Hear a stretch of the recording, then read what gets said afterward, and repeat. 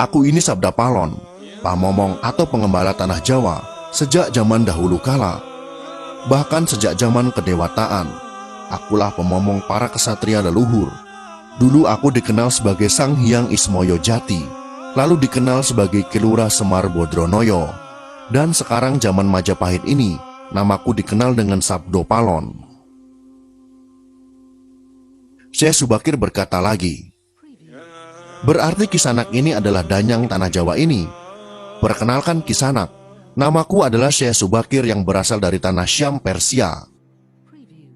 Sabdo Palon bertanya, ada hajat apa gerangan Jengan Diko rawuh di tanah Jawa ini?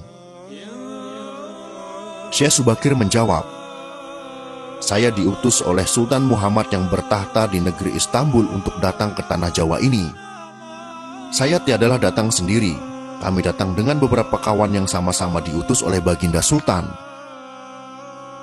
Sabdo Palon berkata lagi, ceritakanlah selengkapnya Kisanak, supaya aku tahu duduk permasalahannya. Syekh Subakir kembali menjawab, baiklah, pada suatu malam Baginda Sultan Muhammad bermimpi menerima wisi dari Hyang Akaryo Jagat, Gusti Allah Zat yang Maha Suci lagi Maha Luhur. Diperintahkan untuk mengutus beberapa orang alim ke tanah Jawa ini. Yang dimaksud orang alim ini adalah sebangsa pendita, brahmana, dan resi di tanah Hindu. Pada bahasa kami disebut dengan ulama. Sabda Palon kembali bertanya, jadi Jengan Diko ini termasuk ulama itu tadi? Syekh Subakir kembali menjelaskan, ya, saya salah satu dari utusan yang dikirim Baginda Sultan. Adapun tujuan kami dikirim kemari adalah untuk menyebarkan wara suci, amedar agama suci, yaitu Islam. Sabda Palon kembali bertanya, bukankah Kisanak tahu bahwa di tanah Jawa ini sudah ada agama yang berkembang yaitu Hindu dan Buddha yang berasal dari tanah Hindu? Buat apa lagi Kisanak menambah dengan agama yang baru lagi? Syekh Subakir kembali menjawab, biarkan Kawula Dasih yang memilih keyakinannya sendiri. Bukankah Kisanak sendiri sebagai danyangnya tanah Jawa lebih paham bahwa sebelum agama Hindu dan Buddha masuk ke Jawa ini, di sini pun sudah ada Kapitayan. Kapitayan atau ajaran asli tanah Jawa yang berupa ajaran Budi.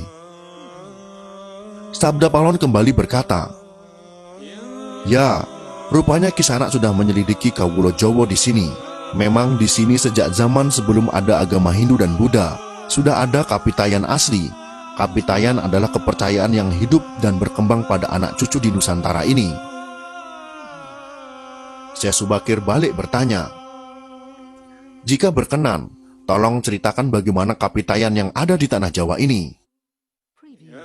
Kemudian Sabda Palon pun menjelaskan, secara singkat kepercayaan Jawa begini. Manusia Jawa sejak dari zaman para leluhur dahulu kala meyakini ada Sang Maha Kuasa yang bersifat tan keno kinoyo ngopo. Tidak bisa digambarkan bagaimana keadaannya. Dialah pencipta segala-galanya, bawono agung dan bawono alit, jagat besar dan jagat kecil, alam semesta dan alam manusia. Wong Jawa meyakini bahwa Dia yang Maha Kuasa ini dekat. Jika dekat dengan manusia, Dia juga diyakini berperilaku sangat welas asih.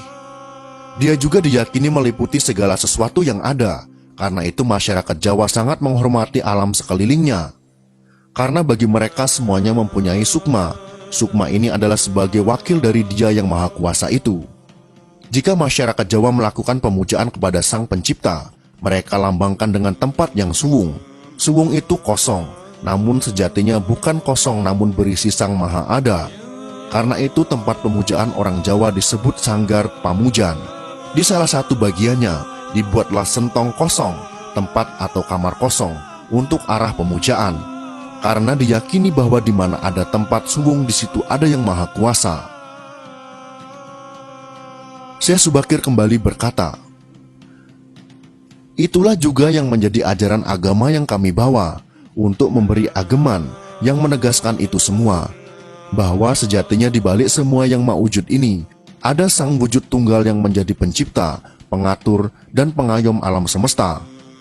Wujud Tunggal ini dalam bahasa Arab disebut Al-Ahad. Dia maha dekat kepada manusia, bahkan lebih dekat Dia daripada urat leher manusianya sendiri.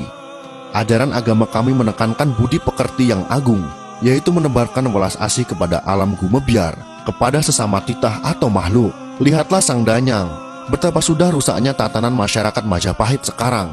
Bekas-bekas perang saudara masih membara, rakyat kelaparan, perampokan dan penindasan ada di mana-mana. Ini harus diperbaharui budi pekertinya. Sabda Paulon kembali menjawab, aku juga sedih sebenarnya memikirkan rakyatku. Tatanan sudah bubrah. Para pejabat negara sudah lupa akan dharmanya. Mereka saling sikut untuk merebutkan jabatan dan kemewahan duniawi.